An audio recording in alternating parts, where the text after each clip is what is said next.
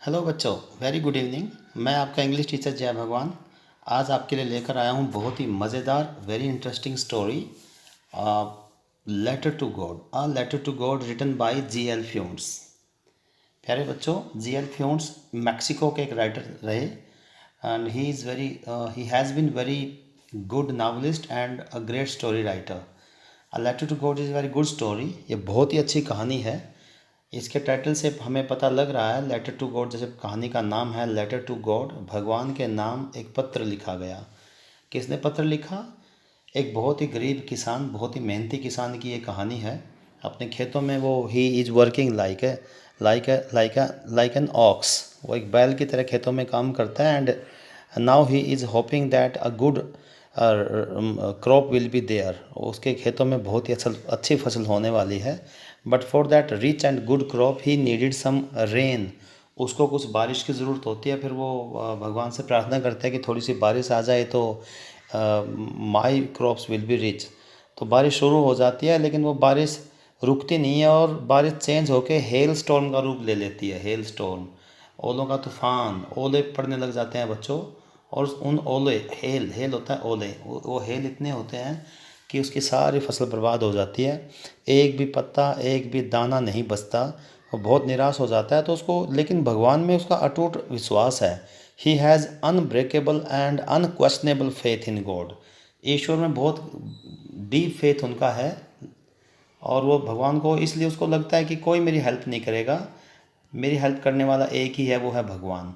इसलिए बच्चों, वो इतना इनोसेंट है, देखो ना। भगवान के साथ ही पत्र पत्र लिखना शुरू कर देता है, चिट्ठी लिखता है गॉड को कि गॉड ऐसे ऐसे हुआ, आपने बारिश की थी, वो बारिश बदल के आपने वो ओलों का तूफान बन गई और मेरी सारी फसल बर्बाद हो गई। अब इस साल मेरे पास कुछ खाने के लिए भी नहीं बचा और and I will go hungry this year. इस साल मैं भूखा मरूंगा and there will be no hope for my family. मेरी आशा के मेरी फैमिली के लिए कोई उम्मीद, कोई आशा नहीं बची। प्लीज़ मुझे कुछ पैसे भेजो। कुछ पैसे उससे मांगता है। तो उसके बाद फिर वो पोस्ट ऑफिस में जो डाक खाने के जो कर्मचारी होते हैं वो लेटर पढ़ लेते हैं, उसका आंसर देते हैं। आगे मैं इसकी बहुत ही मज़ेदार, इस कहानी का जो एंड है is very interesting and very curious. आप सबको पढ़ के बड़ा हैरानी होगी कि इस कहानी का एंड ऐसे भी हो सकता है। मैं अभी एंड बताऊंगा नहीं इसका अंत कैसे होता है, इसलिए। लेकिन ये मेरी रिक्वेस्ट है सब बच्चों से, ये बड़ी मेहनत से लेक्चर तैयार किए जाते हैं बेटे। आप प्लीज़ इस कहानी को, चैप्टर को, इंग्लिश तभी आपकी इम्प्रूव होगी जब आप बिल्कुल आराम से इस सर की बात से सुनेंगे। और इस चैप्टर को वर्ड टू वर्ड मैं पढ़ूंगा आपके लिए, ओके? तो ध्यान से सुनेंगे तो तभी कुछ फ़ायदा होगा बेटा। टाइम तो लगाना ही पड़ता है सब बच्चों को।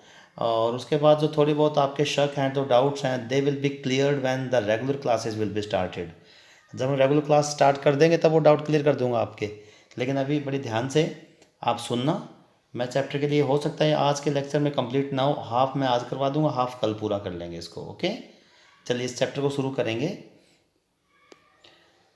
ध्यान से देखना, यहाँ से पढ़ते हैं बच्चों। द हाउस, घर, ये उस किसान का घर है। किसान का नाम मैं आपको बोलता हूँ। The farmer, name of the farmer is LENCHO। अब आप इसको लैंको भी बोल सकते हो, लेंचो भी बोल सकते हो ना, बोथ प्रोनाउंसिएशंस आर करेक्ट। ये देखो नाम लिखा उस फार्मर का, लेंचो। चलिए हम इसको लेंचो पढ़ेंगे। तो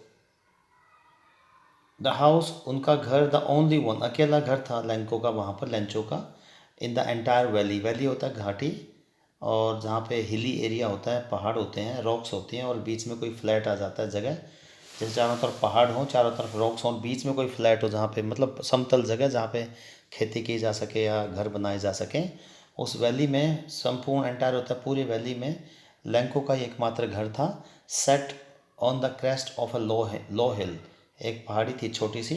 उस पहाड़ी के ऊपर वो, उसके किनारे पर, टॉप टॉप पर, the crest of the low hill, उस पहाड़ी पर उसका घर बना हुआ था।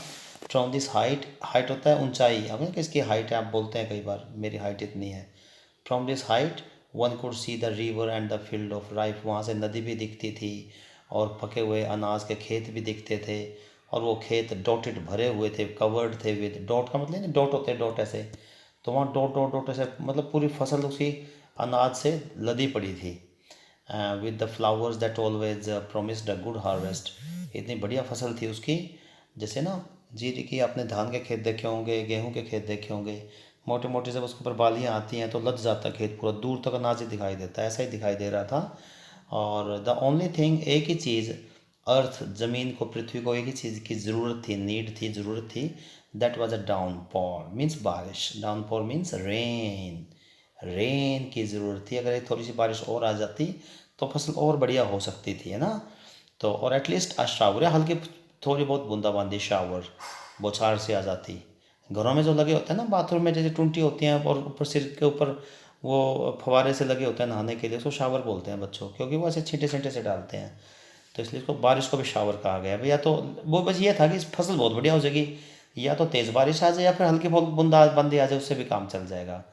तो थ्रू आउट द मॉर्निंग, पूरी सुबह, लेंचो हु न्यू, वो जानता था लेंचो अपने खेतों को इंटीमेटली, दोस्त थे खेत उसके, इंटीमेट होता है बहुत ही नज़दीकी दोस्त।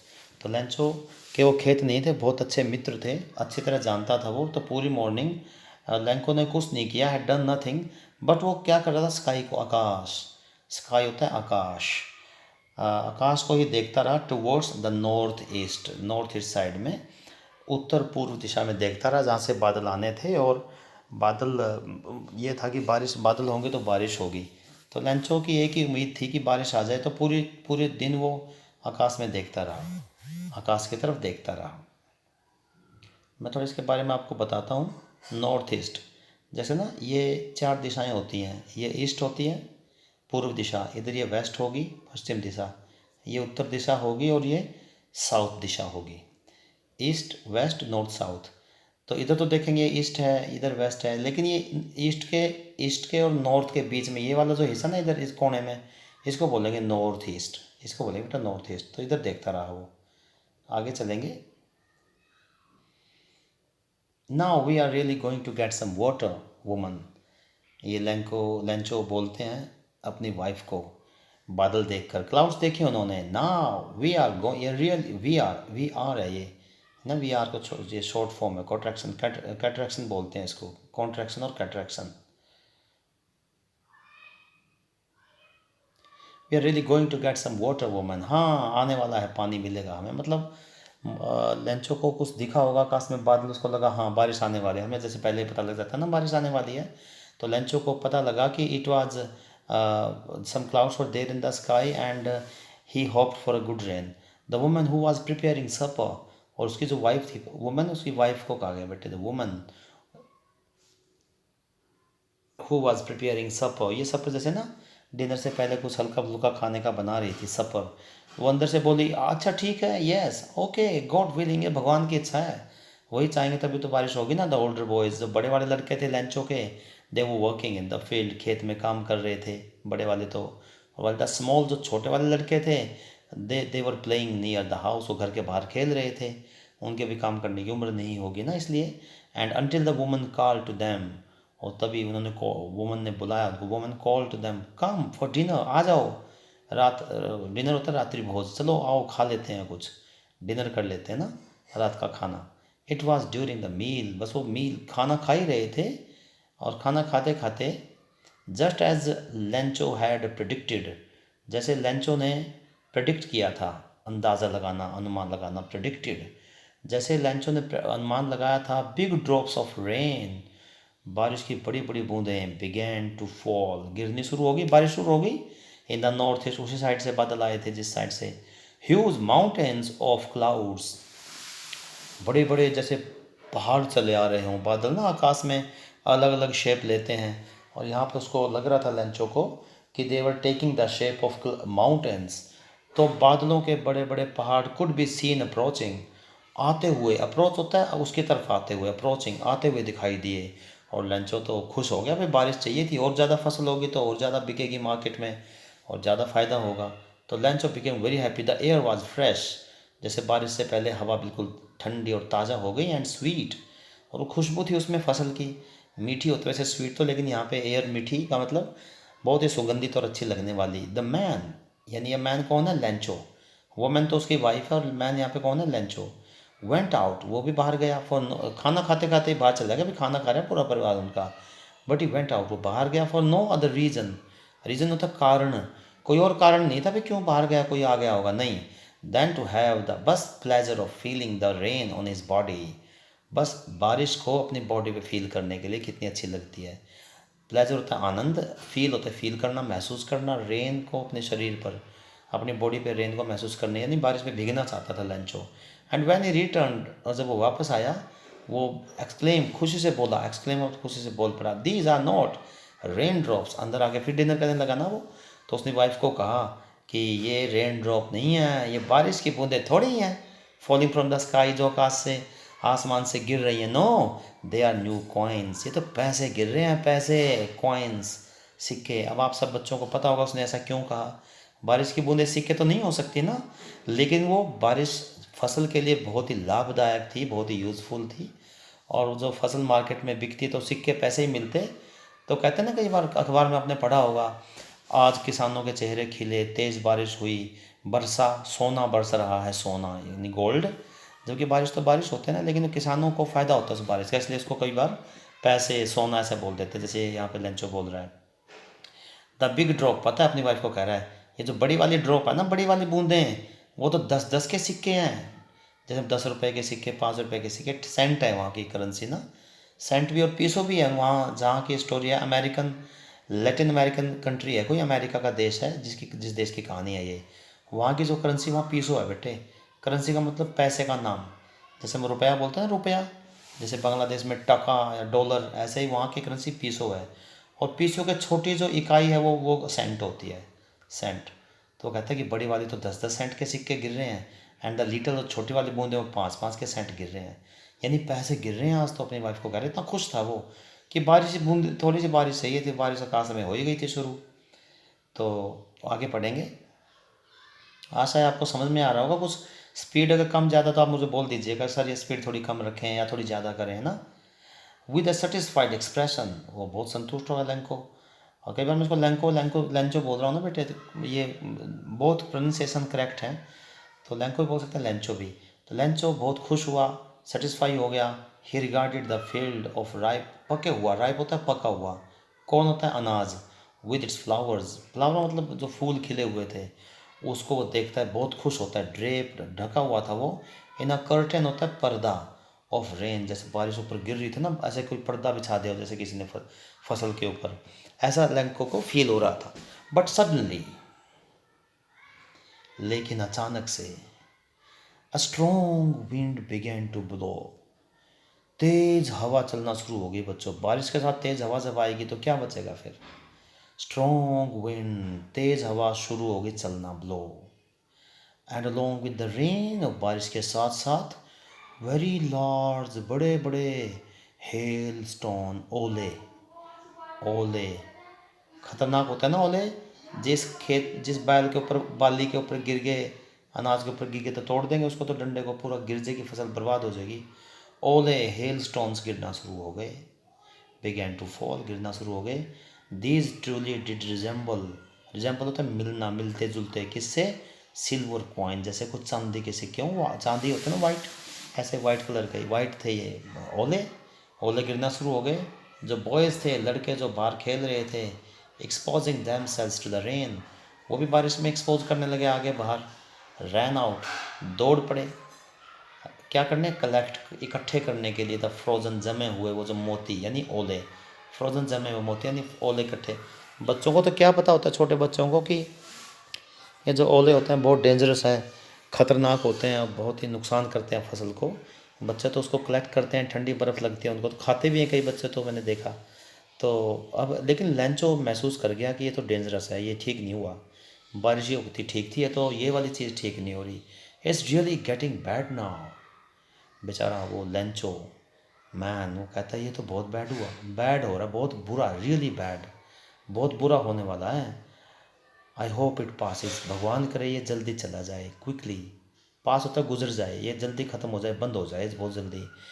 But it did not pass quickly, it did not pass quickly, लेकिन ये नहीं गुजरा बेटा, ये जल्दी नहीं गया।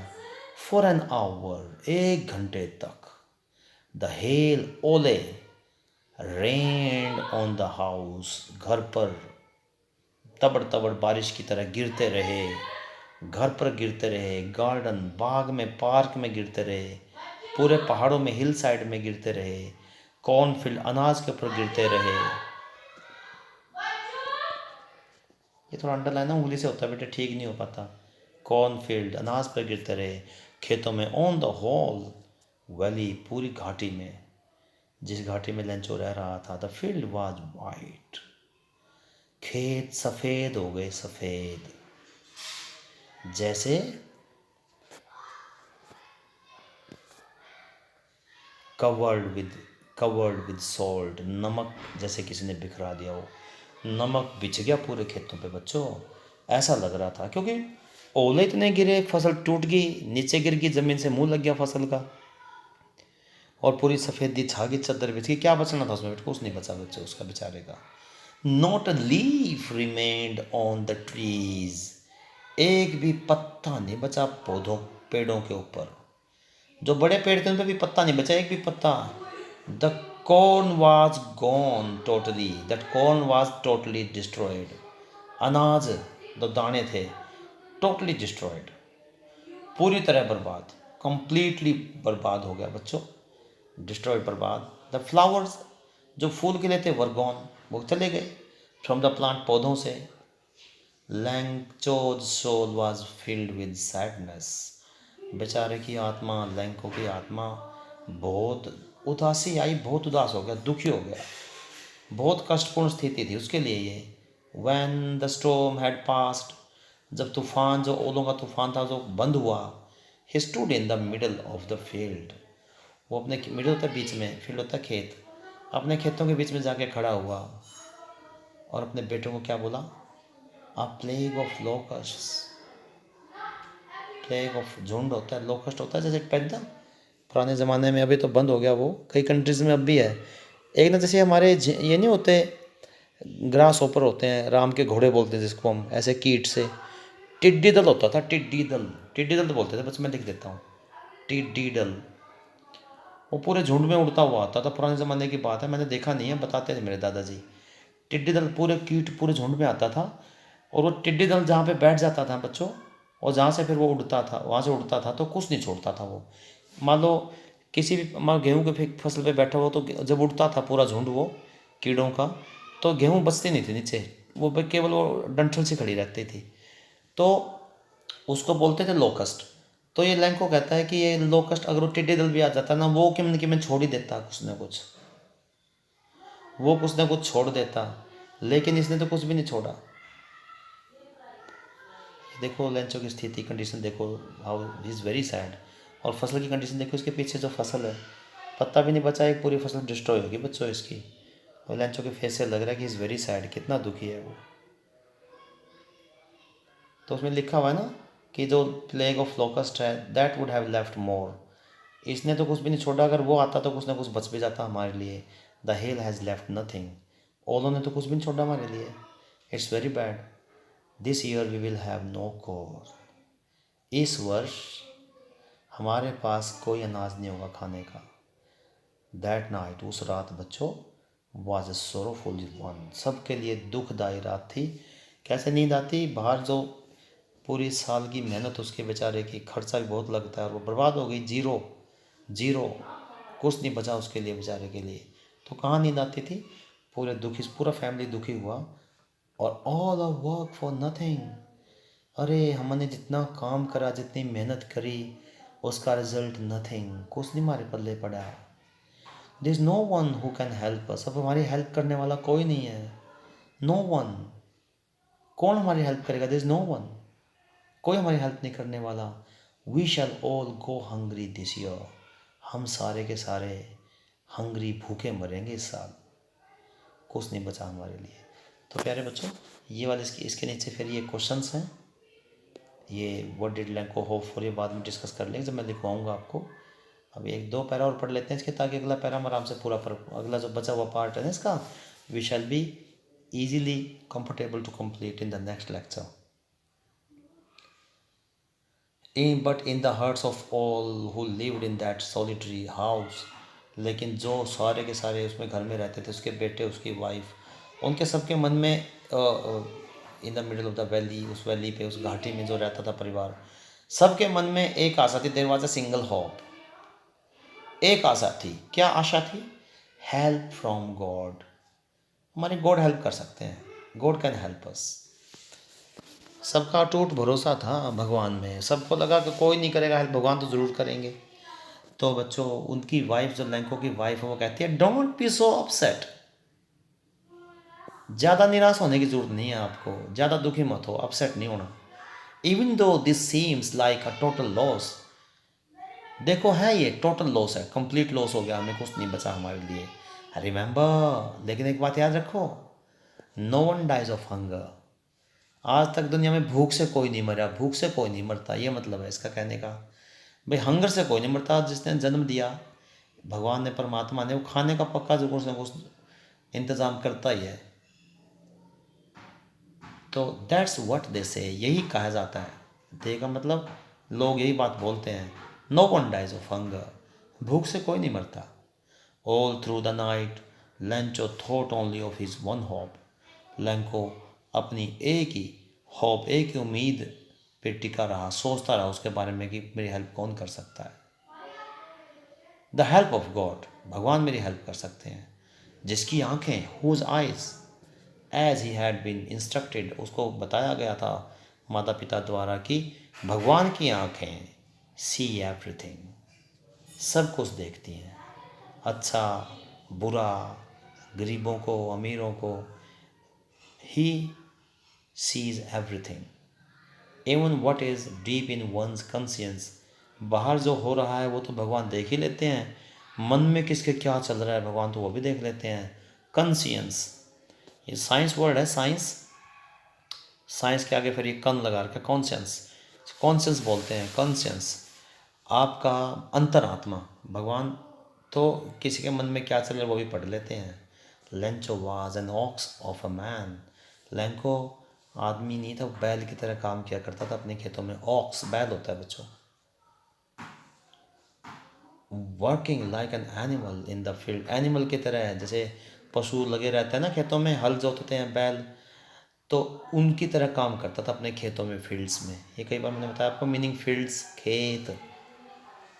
But still he knew how to write, लेकिन फिर भी उसको पता था, लिखना आता था उसको। हाउ टू राइट, लिखते कैसे हैं, लिखना आता था उसको।